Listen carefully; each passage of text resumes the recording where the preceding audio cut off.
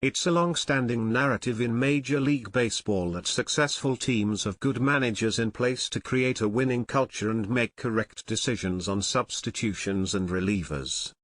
But the 2024 season, through the first quarter of the year, has provided yet another example of how misguided that narrative has been. Several high-profile managers, widely viewed as some of the best in the sport, have presided over relatively disappointing starts with extremely high expectations. Bruce Bochy is often discussed as one of the best managers in baseball, with sports media crediting him for helping lead the Texas Rangers to a World Series championship in 2023. He does deserve credit, of course, for the Rangers winning the ultimate prize, but the start to 2024 has been much less impressive. Through the first 43 games of the season, the defending champion Rangers are just 22-21. They're 1.5 games behind the first-place Seattle Mariners, and perhaps more concerning, have just a 33% chance of making the playoffs, per Fangraphs. It's early, and the Rangers have several important players expected back from injury this season, namely Jacob deGrom, Josh Jung and Max Scherzer. Though Scherzer suffered a setback recently with a nerve issue that makes his return even more uncertain. Still, much of the Rangers team from 2023 remains intact. Adolis Garcia, Corey Seager, Marcus Semien, Nathaniel Lowe, Evan Carter, and Jonah Heim.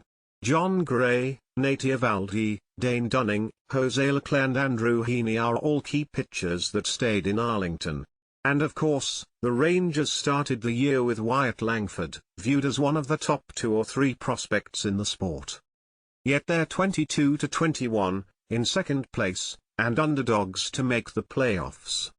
Much of the blame for underperformance can be levied at the players. Seager has followed up a monster 2023 with a disastrous 2024, hitting just .235/.314/.333. After a batting line nearly 70% better than league average last season, Seager's been 16% worse than league average this season. Evan Carter has failed to progress, with a 103 WRC+, just 3% better than league average. Adolis Garcia similarly has been just 6% better. Bochy's vaunted bullpen management has also disappeared. Texas reliever ERA is 5.35, literally last in Major League Baseball. Not all of these issues can be blamed on Bochy, and maybe even none of them can.